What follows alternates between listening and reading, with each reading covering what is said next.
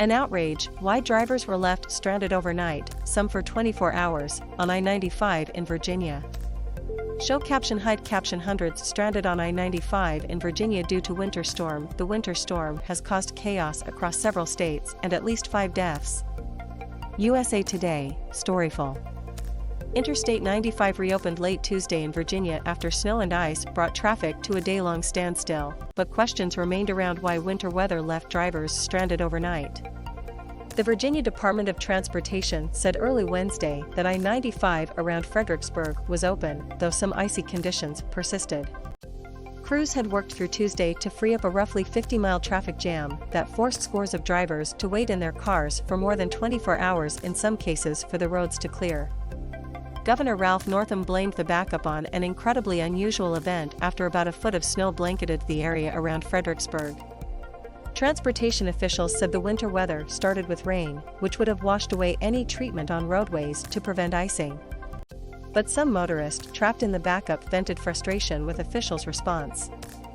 27-hour commute, Virginia officials pelted with questions after hundreds of drivers were stuck on I-95 overnight. They passed out water this morning. What is water going to do?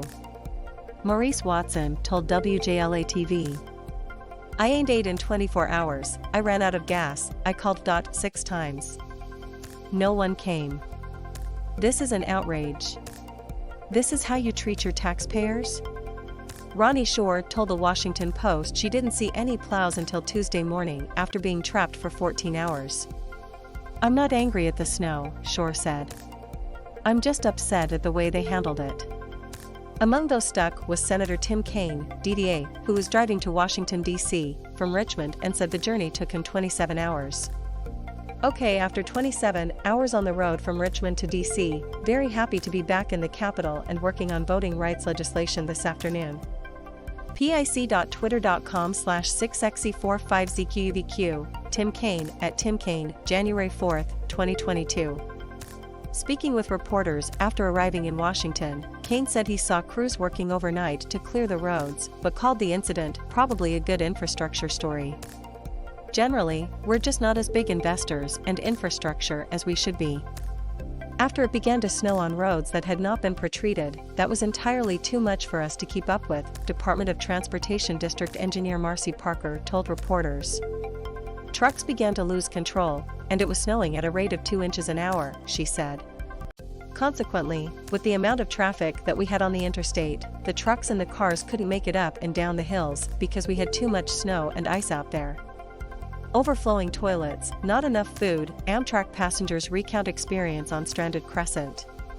Parker said the snow knocked out power to some traffic cameras, and because of the location of the logjam, express lanes weren't much help to clear the backup.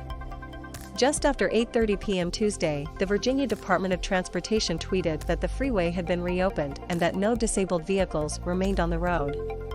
The National Weather Service on Wednesday, though, said patches of freezing rain could cause slick travel conditions. The state transportation department warned drivers on I-95 be cautious.